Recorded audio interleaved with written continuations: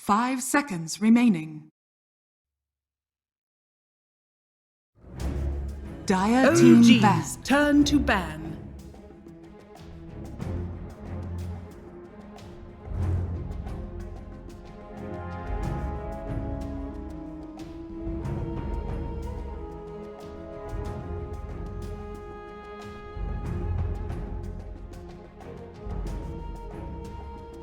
Dire team ban.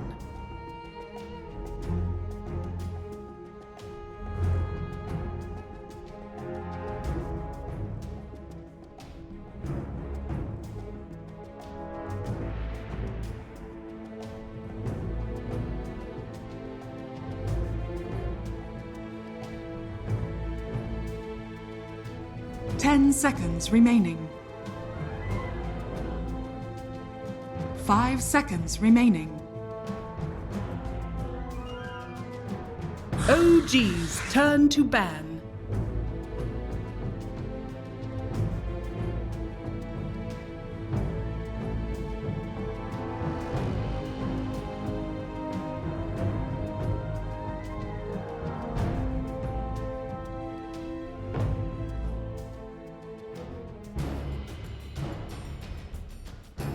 Ten seconds remaining.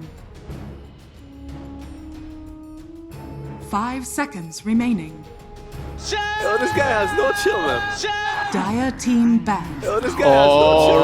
Alright, ladies and gentlemen, welcome back. We are here for game number 2 of the group stages for the Epicenter closed qualifiers. It is, of course, MLP Dota, joined by John Xfire. John, game number 1 was pretty darn nice, but OG versus Alliance. This one should be real interesting, considering both teams just won their first game. Yeah, it's definitely something to watch out for as well. Just both of these teams, of course, having a lot of history behind them, and OG in particular looking pretty darn good outside of that major. They did pretty darn well, and definitely are one of the favorites here in the region right now, so I am keen to seeing how they perform here up against Alliance. They do... I don't think they face off too often anymore, but it's something that I am keen to see, of course. Well, they just won their first game against Liquid. I mean, arguably one of the harder teams in the whole close qualifiers, so I imagine they're feeling pretty good right now. Alliance, I'm sure we're watching very, very carefully because they did have quite a bit of time to suss out what OG was up to. Of course, that game between OG and Liquid was full of RPs and black holes, and there was a void as well, so you had chronospheres going on. I wonder if OG plans to replicate that kind of draft, though Alliance, they'll get started with an Earthshaker. Of course, one of those heroes, John, where it seems like no matter how much you nerf this man, he just seems to come back. I mean, there's always a lot of utility just in his toolkit, just the basis of it. The stun locking from afar, the initiation, the power of that Echo Slam in a big team fight and in tight spaces. This guy is just really up there all the time, and it's not hard to see why. I do like the hero as well. Lots of flashy plays you can expect, lots of roles it can take. You do see it in the off lane sometimes. You see it much more often nowadays in that pause 4, of course. Trying to soak up farm, trying to soak up EXP. Trying to soak up that EXP, and OG does go for that Magnus again. They're one of the few teams that really goes back to this combination of Magnus plus 1 core that can really maximize it. I think recently it has been, for the most part, they have been focusing on that Void and Troll in combination with Mag. I think that's going to be really big. Of course, that combination is still quite strong. It is going to be a bit of an issue against the Earthshaker, of course, if you don't catch that Shaker in. Just one good Fisher, and suddenly you can't really right-click anyone. In the case of the Void in that Chronosphere, but looks like OG's not going to lock into their core yet. They just go ahead, pick up that Oracle, and it's a strong opening from OG already. Again, you blink in with a Mag, you have a root follow-up from the Oracle, the RP is there, the sustain from the Oracle as well. And the lane presence from these heroes, it's really darn good. I'm really keen to see how they draft around this Magnus still. So much room to go with this draft. Of course, we did.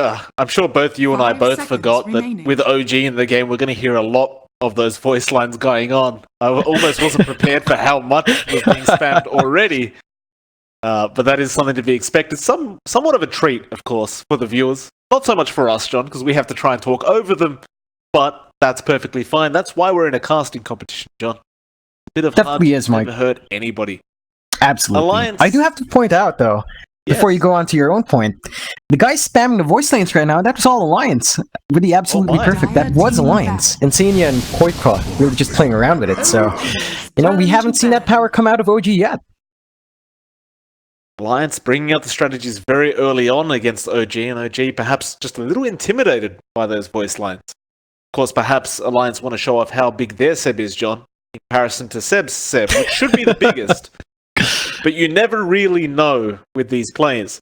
Nevertheless, Alliance, they do go for the second pick 10 Morphling. seconds remaining. Nice here to pick up, of course, you can morph into the Magnus, Dire team take the back. Empower for yourself, and just use it on whoever the hell you want. As well as that, John, and we saw this before. The Morphling in conjunction with the Earthshaker. Once you've once you've got that talent where you can morph into your allies. I mean, the last time we saw it, Morphling would just morph into the Earthshaker, use the enchant totem and morph back. Suddenly he's hitting for over 1k. Yeah, that is definitely something to watch out for if you're OG. This strong opening from Alliance, just that Earthshaker and Morphling. So much synergy with each other, and if the game does go late again, Morphling with that talent is turning to the Shaker and getting that enchant off. It's wild. It's definitely something to watch out for. 10 Again, the Morphling seconds already, remaining. of course, having great burst potential with his build up to the E-Blade. 5 Typically a seconds second or pick. sometimes third, usually third or fourth item pickup for the Morphling. But just having that additional damage as well is pretty darn good for Alliance. OG, of course, going back to that Troll, as I mentioned before, when they have that Magnus, they usually go to the Troll or Void, and Alliance did ban out the Void, so it's the Troll for them this time around. Great hero with that Magnus, farms quite fast, fights quite well. With the Oracle, it should be really hard to actually kill off the Troll.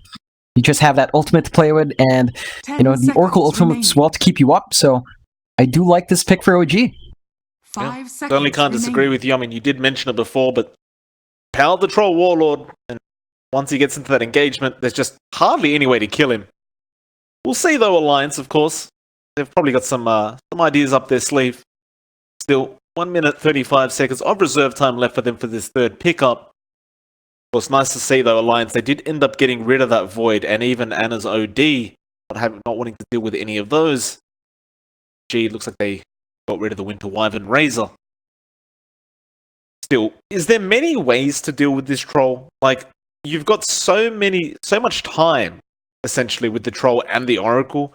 I'm going to take a wild guess and say, of course, probably the best way to deal with this combination is just get rid of the Oracle first, and suddenly a lot of the problem's gone. But do you see any hero pickups they could make to try and avoid this issue? I'd say I don't think the Troll's the major issue in the draft from OG. We have seen Trolls have a bad run as well. It's not a hero that does particularly well. If you can kite him quite fine, and up against an Earthshaker, you will be relying on some pretty good fishers to come out, but there are ways to kite this Troll. I think the key issue is going to be the combination coming out from OG. If the Magnus can get fast blink, and if they start pumping out that aggression really well, have superior vision, and take advantage of Alliance, that's going to be where the issues come out for Alliance. But the Troll itself, not the major issue here. Again, you're more likely to be targeting the Oracle, as you mentioned, or the 10 Magnus. seconds And you do have ways of responding to that. I do want to talk about Alliance's pickup first, though. The Lion coming out for them. And again, not too typical of a support here. We have seen it pop up in and out every now and again. It does work out quite well with the damage you do have right now on Alliance's side, but OG going straight for that Shadow Shaman is really funny for me, because again, it's something we always talk about, right? Lion and Shadow Shaman, their toolkits are not exactly the same, but they are similar enough. They have two tools of control, one massive nuke, and Lion has the added benefit of mana sustain, but Shadow Shaman has the benefit of pushing like a madman. And overall, a lot of teams have been favoring that push potential rather than the burst and mana sustain that Lion brings. And that just makes me slightly worried for Alliance. Great push already on OG, great team fight, great single target control. It's going to be a bit of an issue here for Alliance. Just many ways for OG to actually hold that Morphling down as well, very early on. Certainly so, I can't disagree. Alliance, his fourth pickup now, 30 seconds reserve time left, so they don't have too much time to think about these final picks and bans. Have some answers ready here. Other cores are we going to see coming out? Of course, that Centaur pick is still available if they want to run the Centaur on Boxy once again. He did have a pretty nice performance, considering the terrible start he did have in that earlier game, but Well, they're going to let it tick down all the way, it seems. 2 seconds left here, OG's Alliance. Turn to ban. We'll leave it down to 1, and they will opt for the Tidehunter instead. I suppose that Ravage is a perfect answer almost to these teamfights that are going to be coming out of OG. It's great until the BKBs do start flying out for OG, and I reckon they were always going to go through those BKBs fast anyway. You were always susceptible to being kited around just purely by the Earthshaker 10 alone. seconds Would have been a remaining. pickup, I'd say 3rd item pickup, maybe 4th item. Even 5 then, seconds remaining. Alliance now does have some really good team fight of their own. Shaker, of course, in conjunction with Tide, does give you a lot of control in a massive area.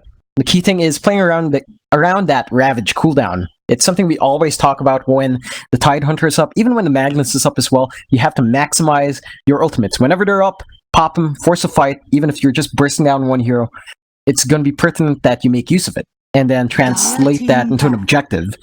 I think for Alliance, it's definitely much, much more pertinent for them, whereas OG can actually just kind of take the backseat, although you don't want to give too much space to Alliance. We've seen Morphlings get very wild. As we mentioned early on, the burst damage is going to be insane from the Morph, and overall the lineup of Alliance is actually really looking great towards that burst.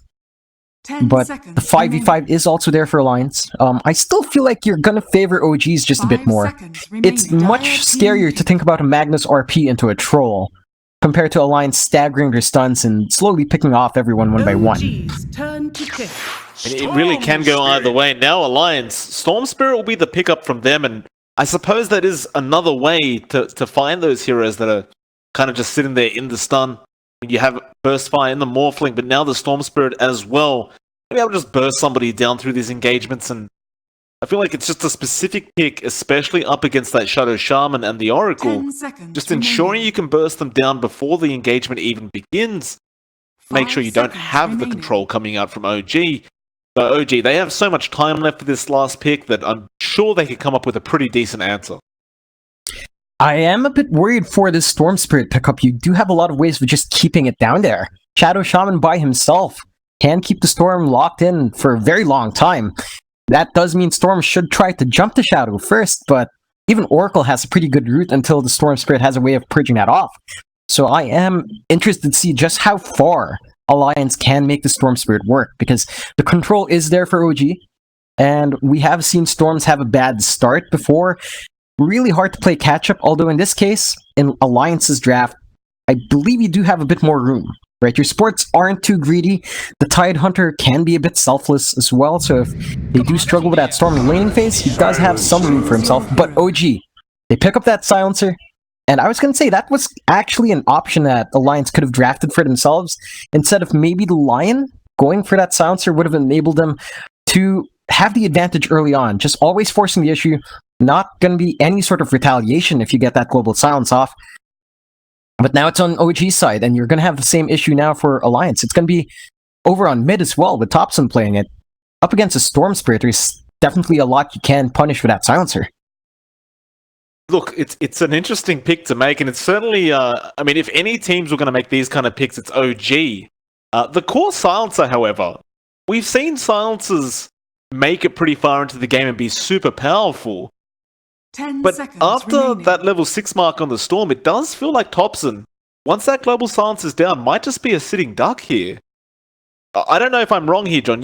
I guess it could go either way, but it's just been so long since I've seen a core Silencer come out in the mid lane. It's definitely a direct counter pick towards a lot of the heroes there on Alliance, so I can see the value in it. Overall, looking at both these drafts, I want you to give me a prediction. Who do you think has maybe the slight better draft going into this game?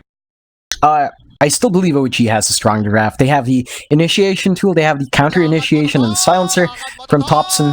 They will have to invest a bit into Thompson to make sure he doesn't fall behind, because we talk about mid heroes falling behind all the time. Silencer has no way to flash farm. Absolutely no way to flash farm. So you want to make sure this hero has a good time, and that was a pretty darn long set. It definitely was. I think OG may have gotten started as well with the voice. Yeah, that's them. But yeah, overall, OG, lineup was looking pretty solid. I'd have to say I do favor them a bit more. If you do give Alliance... If you give Alliance a bit too much, that Morphling's going to be a major issue, right? him with the Earthshaker shifting into the Earthshaker with his talent, it's gonna be a bad time if you do let that happen. But again, it's all down to the timings. Who will have that stronger laning phase? I don't see OG giving out too much. At least I see OG maintaining some sort of laning aggression. And wow, Seb's sub is definitely long. That's definitely what you want. Would have been a bit embarrassing if it wasn't that big. John, I've told you many times, it's not about how big the Seb is, it's about how you use it. So don't feel embarrassed, all you people with the smaller Sebs out there. Perfectly fine. Perfectly fine indeed. Of course, it is expected that Seb has the biggest Seb though. I mean, he is Seb after all. Nevertheless, John, moving into this game, Alliance versus OG, you talked about the draft, you said OG's was slightly more powerful, in your opinion, than OG's, or excuse me, Alliance's is. They are going to go for a quick smoke attempt here. With that mid lane, they know the Storm was placing orders, so Qualifier will not be the target. He does run towards the east of that tier 1 tower, and OG looking for another target. They are going to run into one just as good in Mickey. He does not have the waveform, of course. He does go for the attribute shift, and that should mean a death on him. There's just way too much damage coming in, and Topson will be the one to go ahead and pick up the kill secure. Fantastic start there from OG. Definitely so. It's the one issue with Morphling, right? You almost never want to level up anything else besides your shift level 1. Even at level 2, you tend to go for the adaptive strike just to be able to dish some harass out. So that waveform was just not going to be there. Unfortunate for Mickey that he does cop that gank, but they will lane shift immediately, throwing him down to the bot. Gonna be against Seb, that bot lane, though. A smoke will come out. Tiger and Insania now perhaps wanting to make a bit of a play here, and of course the thing is, if they do run mid, Topson is a bit of a sitting duck. Level 1 silencer, not the best at trying to escape. They are going to miss out on the courier snipe if that's what they wanted, but I'm sure it is the silencer that they're really here for. Qualifier already copying a fair bit of damage, but there's the Fisher coming out. Topson, how do you juke this one out? You probably don't. The Earth Spike will connect, and the gold does get split between the Alliance heroes. And that's really the issue when you're laning the silencer, right? He has no natural way of escaping. I think at all points in the game, he just has no way. He's gonna cop that gank. And if you're OG right now, you have to decide, do you let Thompson have a good run down mid, or are you gonna try to make your side lanes better? And it looks like Alliance is not gonna let up. They're just gonna sit here, look for the opportunity again. They loop around for the surprise secondary gank. Was DP cancelled as well. That's not gonna be good news for Thompson if they do make a move now, but Topson may actually scout them out himself. He is going to run through the tree line. Still doesn't see anybody, and now Tiger will throw out the Fisher. Insania, Earth Spike not being thrown out. It does eventually get there, but it was more than enough time for Jerax to rotate over on that Shadow Shaman. Topson even asked them to calm themselves. Yeah, and again, it does look like OG is willing to invest a bit more on Topson, but having Jerax TP in right now isn't really too helpful. At least the gank is called off, but Jerax now not really being able to commit to anything, so he's just going to be wandering around that jungle, making sure the supports are truly gone, make sure Topson has a good time. Tiger's still there, but at the very least it's basically 2 position 4s wasting a lot of time here, and Jerax also securing that mid lane. He's going to try and dish out a bit of harassment perhaps onto Qualifier, but Qualifier does have a double damage rune, so definitely not going to be the best trades here if they do attempt that. It looks like Jerax will run into Tiger, who will go for a Fisher and will find Topson. Qualifier, though, was not really close enough to engage, and of course he is still only level 3 on that Storm Spirit, so there's only so much you can do. Topson definitely looks like... I was going to say he's getting shut down, but he's still got equal last hits in comparison to Qualifier, so it doesn't look like he cares at all about all these gank attempts. Yeah, I think the key thing for the silencer is definitely, at the very least, matching in terms of last hits. Of course, you don't want to lag behind. I think that's the key thing, and Topson is maintaining parity, which is good enough, especially on the silencer. The top lane, Boxy, he's copying a lot of harassment here. In fact, No Tail getting the Purifying Flames and the Fortunes in, and Anna gets the job done. Boxy was actually just dancing around there with the Tidehunter, but does get punished with his life for it. Thompson, meanwhile, mid lane does go a bit too forward, and again, Tiger has not let up. But the thing is, he doesn't actually pop the mango, doesn't have the fishy yet. It was on cooldown. Now No-Tail comes in, Fortune's End will connect with the Purifying Flames. Qualifier moves in, will find the silencer kill, but they do get the Earthshaker in return. Qualifier looks like he'll be able to get out of there safely. Jerax not in range for the shackles quite yet. Won't get there in the end, so I feel like Alliance still going to be very happy about that, just getting that silencer kill.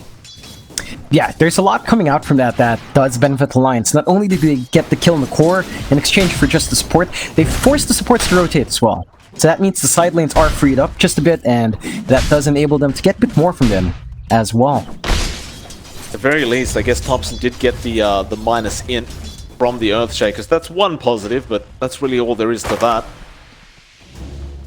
Like said, kind of being harassed out of the lane here by Insania. Mid lane, Qualifier, trouble, No-Tail. Gonna block off the Haste Rune, and now the shackles into the Fortune's End will all connect. They root him in place. Qualifier still can't zip away. Of course, he's not level 6, but look at that Fisher coming up from Tiger. Now Insania as well with the Earth Spike, just stopping everything. So Qualifier thinking about turning around here. He does salve up Jerax. He's going to be the target though. No, Shackles will come out straight onto the line, and Insania loses his life. Now Thompson thinking he can go for even more, and he does have a Haste Rune. Qualifier, he cops a lot of damage. It looks like he will be forced to walk back to his fountain. Yeah, and again, that's massive for Alliance. Just having Qualifier waste all this time is really paying off. Sure, you do, again, drag your supports down here to secure all of this for Thompson, but a Silencer is one of those heroes that just needs it. Their laning phase is, by themselves, atrocious. They have no way of escaping. Their damage is great, but if you commit hard enough, there's just nothing this guy can do. He's not tanky, has no escape mechanisms, again, just really easy to pick off. You have to ensure Thompson gets this good start, and so far, he has been finding what he wants. Again, you've seen that mid lane. Tiger still does not leave. Just sticking around, though. No-Tail will do exactly the same on the Oracle. There is a bit of a loop around here from Insania on that line, and the Fisher does connect, and now the Vortex from Qualifier with the Earth Spike as well. I don't think No-Tail really keeps Thompson alive here, and he does not. Tries his best, but there's only so much you can do when you're level 3 on that Oracle.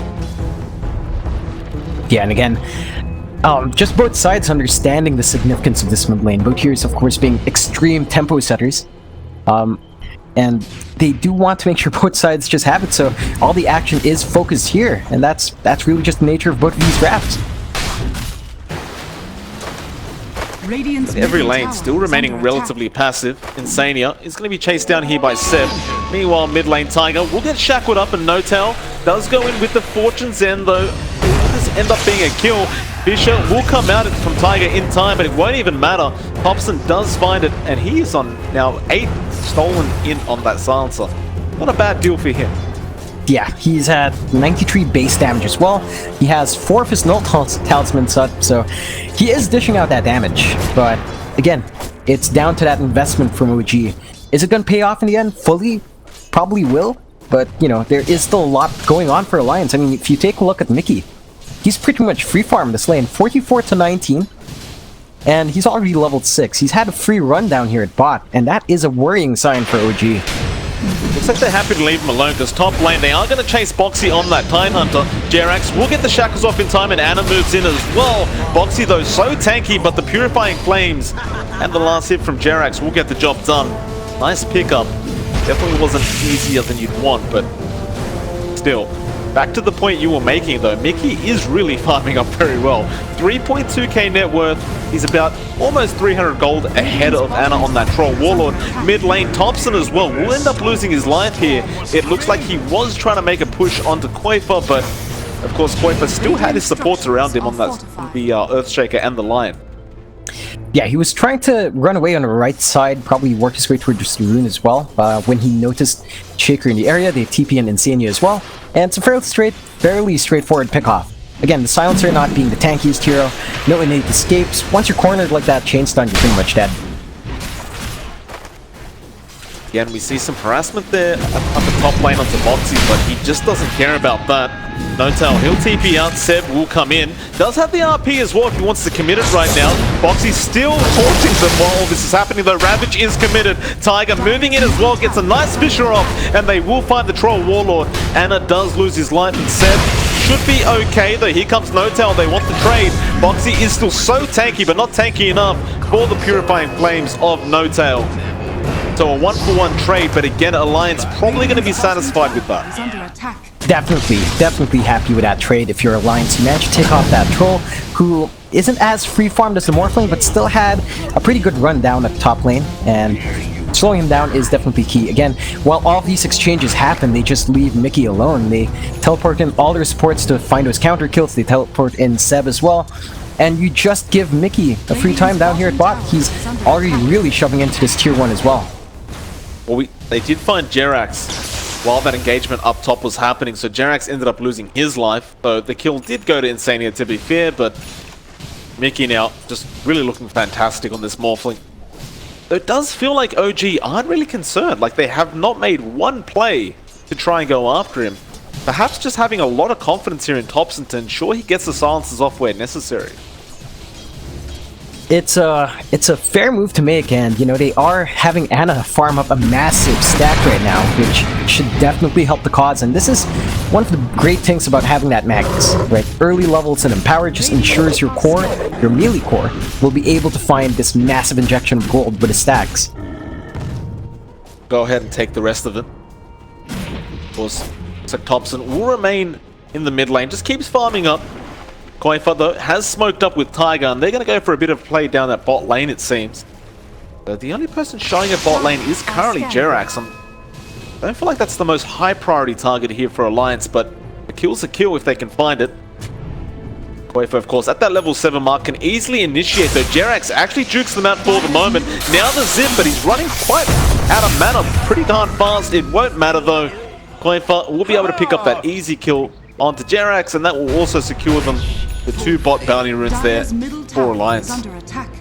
Yeah, and again, this is a really great rotation coming out from Alliance. They managed to find that pickoff, they get those runes, they don't lose anyone up top, and they take out this tier 1 down bot. So they are finding stuff to work with around the map. They're taking just slightly more control in this bot lane. They are trading with their tier 1 up top, but I don't think you're too unhappy if you're Alliance with that. Well, tier 1 for tier 1 trade. Both teams just going to be happy with that, I'm sure. Mid lane though, Qualifier will start pushing it in as that Storm. You look at the difference in farm on Qualifier and the Silencer, and there's practically nothing right now. Both just very even in that game. Qualifier definitely trying to pursue and making sure he's ahead. Top lane, looks like they have found Anna, who was pursuing a kill onto the Tide, though Boxy is pretty darn tanky, as said before. Global Silence will come out, and Boxy actually falls low, but the Fisher comes out, now the Ravage as well. The Battle Trance will eventually wear off. Insania just making sure he's controlled up, and they find a secondary kill there on the Troll Warlord. Thompson does rotate around though, and does find Insania before he's able to TP out, trying to find even more now. It looks like Qualifier should be okay. Tiger will remain on that Earthshaker just in case Qualifier needs the help. In fact, they're thinking about jumping back in, but now No Tail shows himself with the Fate's Edict and those Purifying Flames. And Jerax actually rotates around, will find Tiger, Purifying Flames will get that job done. Qualifier does zip out and realizes his time at the top lane is over. That's a bit of shame from Jerax. Again, he does expend those wards to get that kill on the Shaker. Does mean this push is going to be slightly slower than what you'd want, but I guess securing that kill was a bigger priority for OG. They will still manage to do significant damage on this tier 2. Whether or not they do manage to take it fully is a different thing. Fisher is there from Tiger, but unfortunately doesn't really block them in though. Mickey now comes in, morphs into the Shaman, but doesn't throw the Hex out immediately. Or even the Shackles. In fact, he does get them off now. Can they find a very easy pick here onto the Shaman? Earth Spike and the zip in from Qualifier. They'll get one on Jerax, and now they'll go after the Silencer Thompson. He's a much bigger target, and Insania just fingers him down. Seb, though, has the RP, has an Invis rune, is looking for an opportunity. So he doesn't really have the follow-up damage here. The rest of his heroes really just dying very early on. No Tail now gets scouted, still being around that area, and perhaps they're going to go after Mickey on that Morphling. No, they do decide better of it. Do back off. Keep farming up those neutrals. That's going to be the key thing for OG right now. If their troll is not ready to commit, if Anna's not around, they actually really can't take the 5v5. They depend on that troll really empowered for a massive amount of damage, and when he's not there, I don't think you should be forcing this as This guy OG. has no chill, man. Sania showing off once again. Radiant good to are see. Scanning. No tail. Sticking around that top lane for the moment. Dangerous to remain there because Tiger does eventually spot him out. Tail does have a TP, but of course got to be afraid of that Fisher that will eventually come out of Tiger. He does go for the TP, but immediately the Fisher comes out.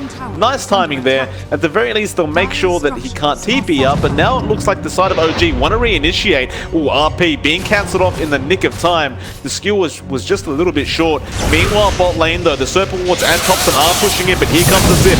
Qualifier again wants his silencer real bad. With Mickey and Boxy there, it should mean a kill. They have the Ravage anyway. The salve is cancelled off as well. Thompson still trying to make a run for it. Wasting a fair bit of time, but at the very least they do hold on to the Ravage, and Mickey will find a very important pickup. Yeah, and again, that's a key rotation coming out here for Alliance. Sure, they lose their tier 1 down. Bot, not the biggest issue anymore right now. They managed to find that kill on Thompson, who has been kind of let off easy for the past few minutes, so that does give Qualifier a bit of an edge as well in terms of farm.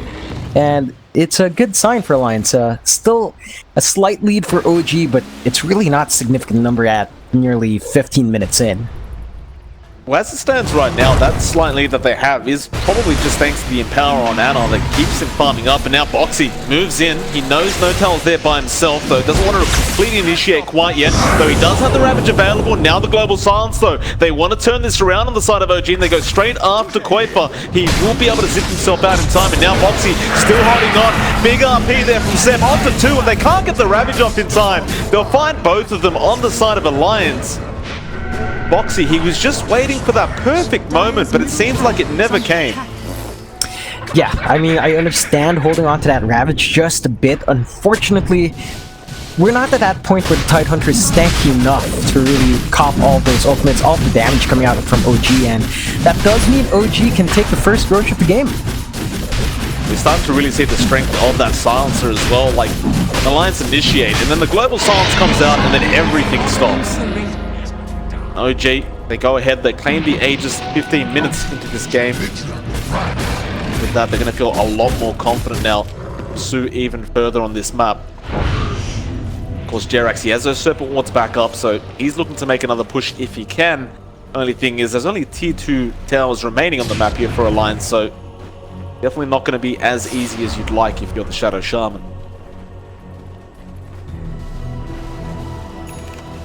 Quaper, meanwhile, trying to catch up on this Storm, essentially. He's still doing pretty well, and in fact, he is ahead of Thompson, but with that Storm, you really do require quite a few key items before you can actually just start doing Storm Spirit things.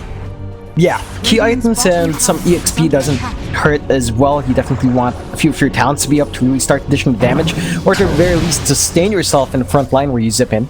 They will walk into each other here, spotted out by the wards. Quaper though, gonna jump in straight onto No-Tail. They get rid of the Oracle, and that makes these team fights so much easier, though they don't want to fight into Anna's Aegis right now. Mickey just trying to back off. Insania throws up the Hex, but Jerax is there ready to go. Don't forget, Boxy still has the Ravage available. They do get the Hex off onto Mickey, but he's still okay. He'll wait for him in time. Boxy just gonna want to walk his way out, but they might even turn it around if they need to. Earthspike will slow down Seb for the moment. Anna gonna give up quite yet. Does get the slow off again, though. Boxy still pretty healthy right now. Not really afraid of dying, and he will just hold on to the Ravage for the moment. Good that he did as well, because this tier 2 is going to be pushed in here from OG. I don't see the defense coming out for Alliance. I don't think they want to really force the issue here. While Anna has that Aegis, probably going to look to defend the high ground if OG does opt to start applying pressure there, of course. But for this tier 2, it's just a bit tough, right? You can't really burst down Anna twice over without also clearing out that all the other key targets you want, so if you just let it fall. Now they spot out Mickey again. Seb, he still has the RP available. Looks like he really wants that Morphling. Even going to cut through the creeps now. But there are a lot of Alliance heroes coming around. They will make the jump in with the Fisher. Mech being popped here by Seb, but it's not going to help the cause. He will end up going down. The rest of the OG immediately retreating. Oh, this guy has no chill, man. That's a fair move to make. Again, you do rely on that RP a bit to take these 5v5s. And just losing out on Seb, probably not the biggest deal. If you do lose a bit more, I'm going to be slightly worried for OG side. Seb is going to be up in 10 seconds. Perhaps it's enough time for them to get back into this tier 1 defense. So Ana getting caught out, Fate's Edict will be there in time. Boxy pretty deep and may end up losing his life if he's not careful. Ana, he's starting to hit pretty darn fast, but the problem is he's tickling him right now. Meanwhile, Seb is back in the engagement, but an immediate Hex comes out of Insania. They do get the Shackle off on the line, and it looks like they will punish Alliance for trying to go after that tier 1. Though no real targets being caught out, just a support line for the moment. Wait for Again, they're being chased down right now. In fact, Jerax, he's going to cut him off in a moment. He gets the Hex. There's the Surfer Wards and the Shackle being committed. They may have to RP, but it looks like they'll be fine. Thompson had the Rod of Atos available. And a really nice loop around there from Jerax, understanding exactly where Qualifier would be going. and it's at this point where you start to worry about the Storm, right? We mentioned it from draft. There are many ways for OG to keep him pinned. Jerax alone just held him long enough to pick him off, and the Atos coming out from Thompson. It's just too much control right now from OG. So, you know, you will have to be cautious if you're Koifka. Tiger, he does have a blink ready to go on the Earthshaker, so he can attempt to defend, but it's not going to be an easy, mission for him. Looks like Insania may end up losing his life, and he does to Thompson. Thompson currently on 22 stolen intelligence now. And Ana just keeps ripping through the racks. He still holds the Aegis. There's just nothing to be afraid of for him. His whole team still behind him. Boxy cannot find a good Ravage attempt right now. In fact, he might have to pop it soon. Ana, though, just going to man-fight Mickey. Going to maybe allow that Aegis to wear off, though he has nowhere to back off to. He does let the Aegis pop. Can they do it one more time? The Global Silence comes out. They found Qualifier on the Storm, but they don't dive in. They'll leave him be. Boxy moving in now. Qualifier, he'll go straight onto Ana. Though Ana will turn around and start man-fighting. Boxy will throw out the Ravage. Does connect onto 4 heroes, but it's not going to be quite enough. Seb, though, can't grab the RP and will end up losing his life. Again, Ana still chasing on Boxy, but the Echo Slam, it will come out of Tiger and really turns this one around. Jerax goes down as well. The only one left is Ana, but he's gone. A full team wants back. Hold on a minute. That Battle Trance was doing a lot of work, and he did end up getting Qualifier in the end. But a full team wipe there from Alliance. And I give that all to Tiger with that Echo, just really turning that one around. He just found the right targets, you know. OG was under pressure to get that counter initiation. He jumps in, he blocked out Seb from getting that RP, and without that RP, OG's teamfight just fell apart. It's really concerning for OG. They died twice on Ana. They lost the Aegis, they lost him as well. They at least managed to take that tier 3, but the added objectives was just not there. A bit greedy from Ana, really forcing that issue out, wasting that Aegis right there. I understand the pressure to do that. It did feel like the time was ticking away on that item, but he was way too far forward. You don't have a blink on Seb, so he has no easy way of jumping back in to support you as well.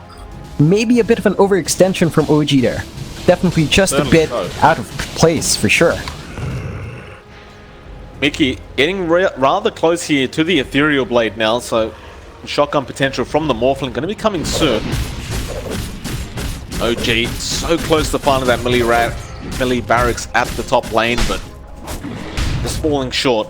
Thompson looks like he's going to go straight into a Hurricane Pike next on that Silencer as well. Of course, the Silencer doesn't really need any kind of DPS any longer. He's just hitting like an absolute truck already. Some form of control and escape for himself. It looks like Seb, rather than going for the Guiding Greaves early on, he's just going to go for the Blink Dagger first. And you can't blame him, right? It is just way too hard to try and skewer in to get these RPs in a game like this. Yeah, he's been trying, and honestly, it hasn't been paying off quite yet. He did finish those Guardian Greaves, but he's still got that Blink Dagger queued up. So when that is up, you can have Ana really play that far forward. You can afford it. But right again, that last fight. Rod of Atos down the bot lane, though he mats her off, but there's the Global Silence. Can they get the work done? The Ghost Scepter will keep him alive. Anna can't actually get anything done against the Morphling, and now they will go into Tiger instead. Those shackles are cancelled off, and now the BKB from Anna just to ensure that they can finish it off. They won't bother trying to chase Boxy on the Tide, but rather they'll go after that tier 2 bot tower now. Boxy does have Ravage, needs to use the stick charges for the mana. Looks like Insania just having a bit of lag, so we'll just have a quick pause. OG, if they move back into this engagement right now, I mean, they are walking straight into a Ravage from Boxy, so it doesn't look like they're probably just gonna back off here, to be fair. So Seb, it looks like he may go for something cheeky.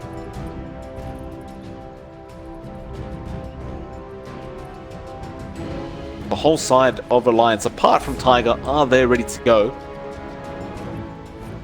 Then again, you look at Mickey and he's so close to picking up the full Eagle Song to finish off the Ethereal Blade, so perhaps he's not really too interested in engaging yet.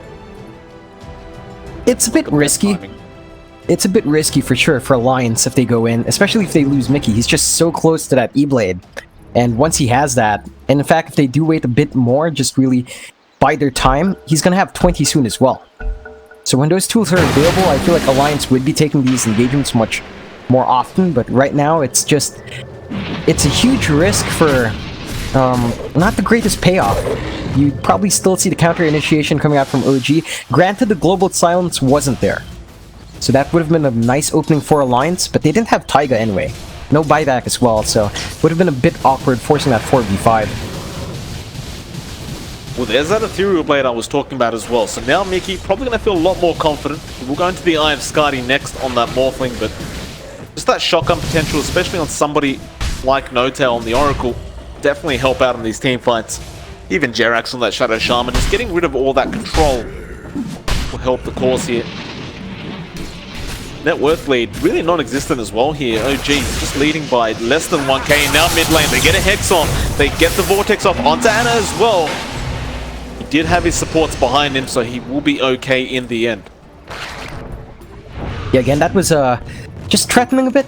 They do expend a lot of mana on Qualifier to ensure that happens, but he picks up an Arcane Rune. That should make him significantly happier. Like, he can afford to do some wacky stuff with this rune. I'm not sure if they'll take advantage of that anytime soon. Of course, they have the tools now. Mickey, of course, 18, and does have that E-Blade, as we mentioned earlier on. The tools are in Alliance's side now. They do have ways of really forcing these fights out. That top shrine, it looks like Alliance ready to go for a fight over that top bounty rune. Anna gets spotted. They get the Fisher off onto Notail, but that blocks Boxy in. At the very least, it's going to secure that top bounty, but OG not planning to back off either. They'll get started on Boxy first, trying to bait the side of Alliance into this team fight. Alliance basically trying to do the exact same thing. Boxy will get the bounty, but may lose his life if he's not careful. Still has the Ravager, will commit it onto 4 heroes. The Global Silence just a second too late, but it won't even matter. They already found Boxy on that Tide. Now they found the Morphin, but nice vision from Tiger to ensure they can't continue the damage, and now he jumps in for the Echo. Notail's gone.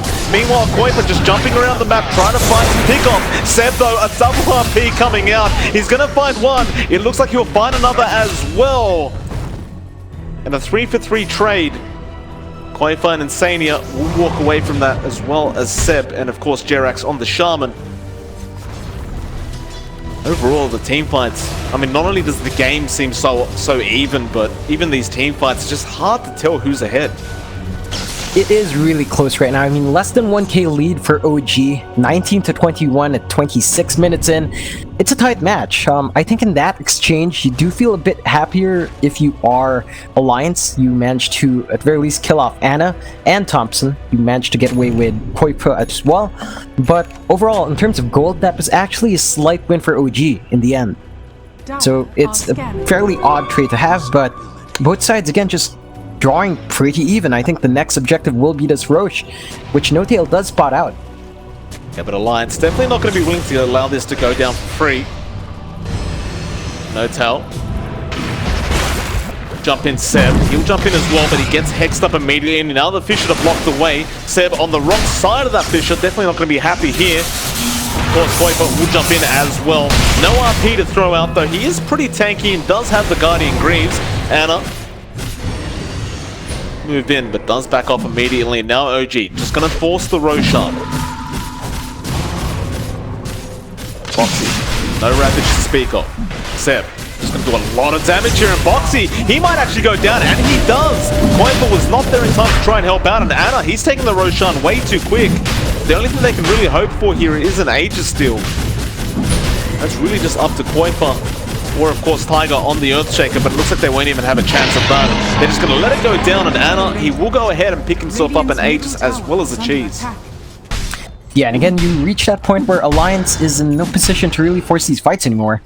You have Anna with 2 lives, and the only way to punish is if he overextends. Otherwise, when you're playing into OG, you're not gonna have a good time. You just can't kill off Anna twice unless he does overextend again, as we saw in that tier 3 push up top. This guy has no Seb. Oh, that's a big one from Thompson. My goodness. Insania looks to be ready. Seb, though, has shown himself top lane. Alliance, they take the bait. Jerax is right behind Seb. He to be ready to go here, and it looks like Seb's just going to be happy to take the creep wave. Qualifier won't bother, he'll just TP straight out. Meanwhile, though, Anna, he'll go ahead and take the top shrine for himself, leaving 1 shrine left on the outside of the base here for Alliance. Does give a 3k net worth lead now to the side of Alliance. In fact, excuse me, OG. In fact, Jerax, he will end up fighting Tiger on that Earthshaker. Seb will be there as well. I thought he was going to TP out of there, but he did stick around at the tree line, and eventually Jerax just checks it out on the Shaman and finds him. Yeah, that's going to be a bit of a disappointment for Alliance, I feel. That does give them a slight opening here on OG to pressure these racks. And it looks like they understand it as well. Sure, he's going to be up fairly soon, but they can get some good damage on. Anna does get started, of course. No-Tail just keeping him healed up. Those Purifying Flames. Just the control here from Alliance is hard. They go in, though. Finger, who was that on? Looks like the Edict was there from No-Tail in time. So Insania, no Finger to speak of, and now Seb jumps in but missed the skewer. Anna, again, just getting started on that melee barracks. Mana Drain going to be annoying, but again, Fate's Edict just making sure they can't even control Anna here. And one of the Angels will come out to Boxy. Anna, he'll just continue focusing on that rack. Fisher as well from Tiger, and now the Ravage comes out. Connects on 3 as well. The Echo coming out from Tiger will turn it all around. Anna's lost his first life. Can they bind him on the secondary? Jerax, he's going for the TP and will make it, and Seb, he gets an RP out, but it's only going to be on Mickey. Anna, he's going to go for the BKB and Battle Trance, just trying to man fight this up against everyone. Though, can he get the job done? The ensnares are good, but the attribute shift is even better here from Mickey, and it looks like they're just going to be able to surround him and take him out. Seb cannot help out in even the slightest way, and it looks like he may even lose his own life. In fact, he does. The only man to walk out of there safely was Jerax, and he made it just in the nick of time. Yeah, again, it's OG overcommitting for these objectives. This time around, I don't understand the rush. They just got that Aegis. They had all the tools they wanted. They couldn't have Tops and Cats at Global Suns this time, and definitely cost them that team fight. So you do have to watch out. Gets the banner in for his team, though. Will cost him his life. Did Glimmer Cave, but there was a sentry ward just on the west of him, and not going to be the biggest deal in the world, but of course Alliance is still going to be very happy with that as they move their way into that mid lane, where the T1 tower does still stand. Thompson gets hexed up again by Mickey. That morph into the Shaman is just so valuable for him, and that's a big deal. Radiant structures are fortified. Yeah, they're going to be able to take this tier 1 mid and hopefully apply some pressure into tier 2 as well for Alliance. It looks like they will back off, but no real bigger objectives to go for unless they want to clear that tier 1 up top, which is surprisingly still standing as well. Thompson now has the Shadow Blade up on the Silencer. Like he's thinking about making a play on Tiger, but Tiger does have a couple of heroes just behind him as well. moment. Just gonna sit in that tree line, chill out. Jerax as well, running his way in. With the Glimmer Cape though, he's gonna spot out Boxy. They will just back off to safety for the moment. Meanwhile though, Mickey does have a full eye of Skadi up now and is going straight into the butterfly next. This Morphling is beginning to get a bit out of control here. Definitely is. I am kind of disappointed with his talent choice though. He does go for waveform attacks targets instead of the Morph allies, which means we won't see that enchant totem spam coming out from our Morphling. Sadly enough, I think that would have been far more entertaining, but there is utility to speak of from the waveform talent as well, so I can't really blame the guy. He does need to really pace himself. I don't think damage is the issue for Alliance at this point anyway, so that does make sense. Both teams just sitting back for the moment. Looks like we'll get Boxy with a blink dagger on that Tidehunter now, so he won't have to just rely on walking his way in to get those Ravages off any longer. Pick up there from him. Bot lane was being pushed in, but OG will force it out towards that tier 2 at the bot lane of Alliance. OG just trying to stick together at the moment. Definitely not wanting to get caught out by that Morphling or by that Storm. Alliance doing pretty much the exact same thing.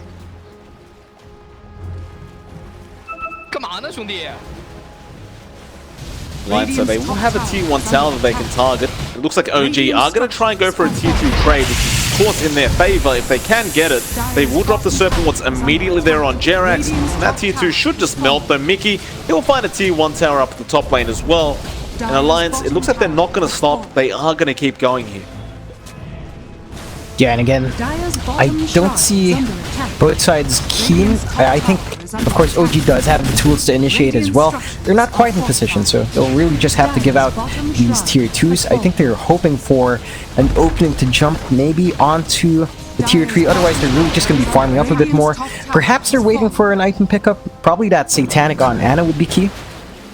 Would enable him to really man-fight a bit longer. We saw him last pretty long. As long as that battle trance was up, having his own lifesteal outside of that would be massive. Said, gets caught out mid lane. The silence is there from Qualifier. Can they burst him down quick enough? RP is committed from 7. The Glimmer Cape does come out as well. There won't be any follow-up to that RP, but it will save his life. I think that's a fair move to make if you're OG. It really feels like they're just not keen on taking these fights right now anyway.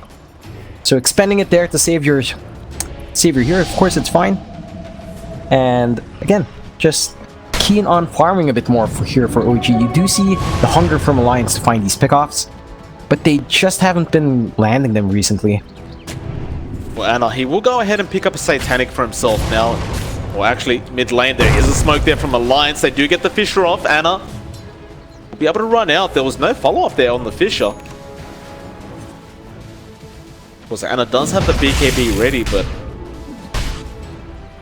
the Fisher just may have been a bit too quick from Tiger.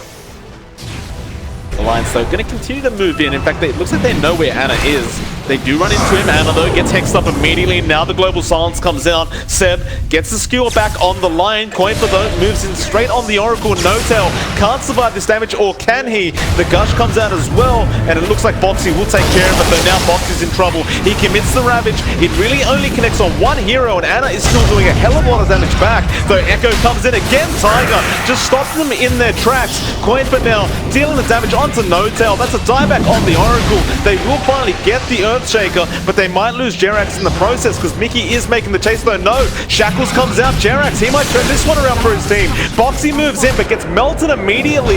The Strength Morph is there, as well as the Ethereal Blade from Mickey, but can he survive this? I don't believe he can. Ana's got him set. He will matter, but it won't matter. A triple kill going to Ana, and almost a full team wipe there for OG. They were just missing Qualifier, and they almost got him as well. They lose your tier 3 up top as well. I mean, Jerax was there, he dropped the wards, and he does enough damage to really get some good work down there. So that's another tier 3 going away from Alliance, and that just means that OG can pressure 2 lanes quite well. Sneaky move there from OG. Ana now will move into the mid lane. Still holds the cheese, still has a Satanic as well. Of course, they want to try and force out that buyback on Mickey. Bishop will be there. Anna, though, still pretty content with just hitting the tower, and it looks like after the tier 3 goes down, he will move back in. So Hex does come out. Can they actually take him down, though, if they do make a jump without the Morphling? Don't believe they can. They're just delaying it as long as they can, but Anna, he does find one Rax. Insania again, Earthspike will be there. Now the zip in though, Qualifier gets the Vortex off. Now Boxy moving in, but has no way to control this Troll Warlord. And still Mickey will hold on to the buyback. Only has about 15 seconds, but now Seb gets an RP. The 3-man skewer as well. They'll burst out Qualifier. They'll get rid of Insania. Boxy is a sitting duck right now. He needs to get the hell out of there. But they found the shackles on the Earthshaker Tiger. Global Silence as well though. Qualifier with the buyback will be able to get Jerax. Tiger, can he set up for more? Fisher will connect onto Thompson, though Fortune's then, excuse me, False Promise was there from No-Tail. It looks like No-Tail will go down, but he will allow the rest of his team to get out safely, apart from perhaps Thompson, who is still TPing, but he will make it out in time. Again, a nice couple of kills coming out from OG. They do manage to take that entire mid lane as well. Unfortunately, not finding anything beyond that, but Alliance is making move on that Roshan. They are scanned out immediately from OG though. Mickey doing a hell of a lot of damage though to the Roshan. Will force out the buyback on Jerax. Ravage is also available on Boxy right now, so perhaps feeling confident with this. Though Serpent Ward's being dropped in now. Boxy doesn't look like he'll be able to get out in time though. He will throw out the Ravage. Is it going to be enough? Fisher is there from Tiger as well, but they've got the Tide. Now the Hex is there on the Morphling Mickey. Can he get himself out of here? They don't have an RP. Qualifier jumps in though. No Tiger! He threw out the Echo, but he didn't get the blink off. Now Jerax found him. They took down Mickey as well. Tiger is just a sitting duck though. Nice 4-man Fisher coming out. It looks like Seb's going to make the chase anyway. He does connect the Fisher, and with that, he's gone. The Roshan as well, going to Anna and John. I don't know if you spotted that, but Tiger actually threw up the Echo Slam.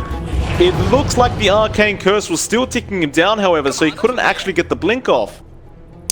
Yeah, again, rather unfortunate for Alliance that that team fight broke out that way, but if you don't manage to catch them in your Ravage or even in your Echo Slam, you just can't control well.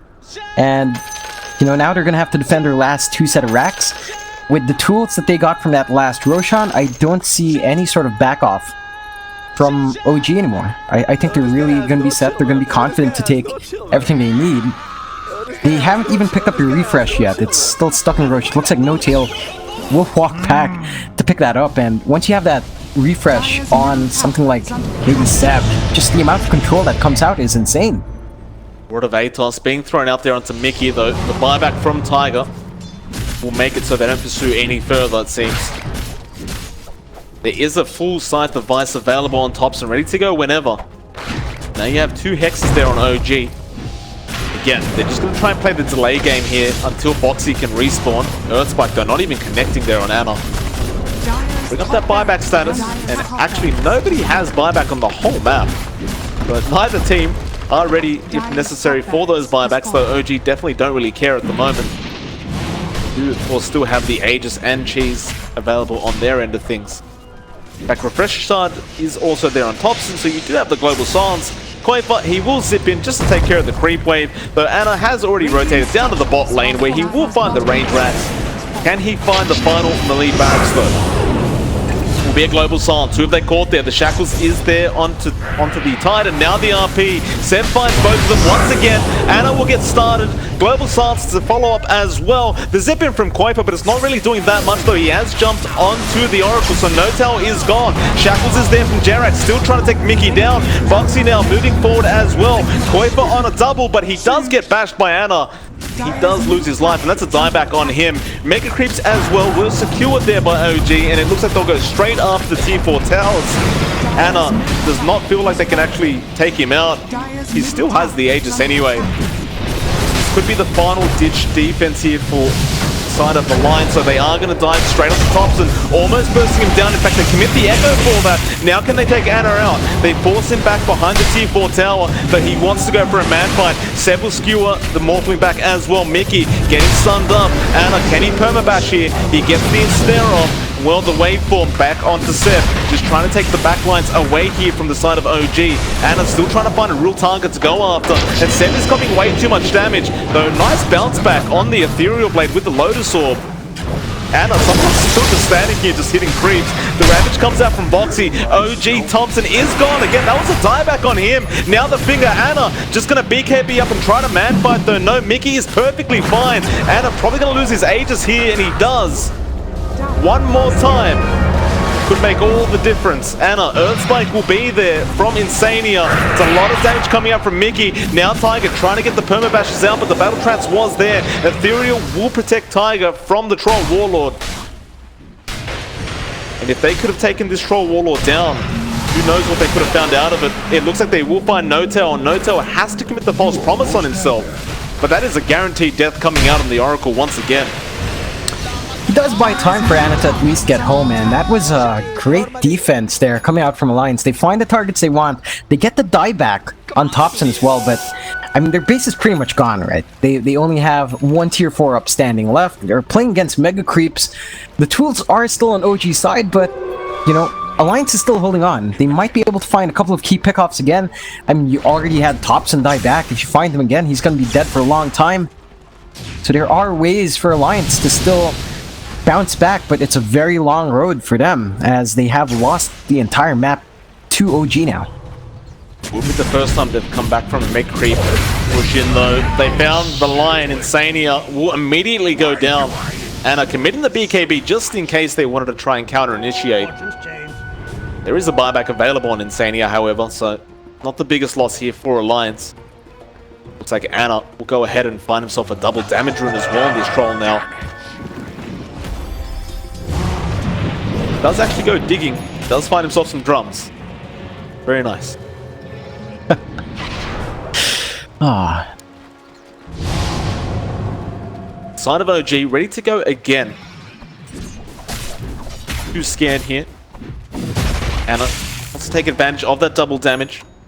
They don't have Ravage available on Boxy right now, though. You have the Bloodthorn coming out onto Qualifier now. It seems so hard to be able to burst this Troll Warlord down. Bounce back with the Lotus Orb onto Mickey as well with the Adaptive Strike. Fortifications have been forced down here by Alliance. And are going to move his way back in. Just keeping him healed up this whole time. Now the Hex comes out with the Global Silence as well onto Mickey. If they take this man down, it'll be massive for them. So Seth still waiting for the RP, and now he finds it. He found two, but the Ravage was there. So the follow-up, it is going to come out of Anna, who had the BKB available. Mickey just trying to get out of there. He gets the Scepter off onto the Oracle, but it won't even matter. They lose two already. It looks like they're going to find even more Anna. He goes straight after the Morphing and does get the kill. The GG's been called anyway, but they found Tiger. It's going to be a full team wipe. Boxy, the only man left standing. No buybacks available on the side of Alliance. And that's going to make OG go into this group stage with a 2-0 now. Alliance going to be there with a 1-1, but what a nice game number 2 we just saw, John. Definitely a very good game coming out from both sides. A much closer game than most people would have expected. I know a lot of people in chat at least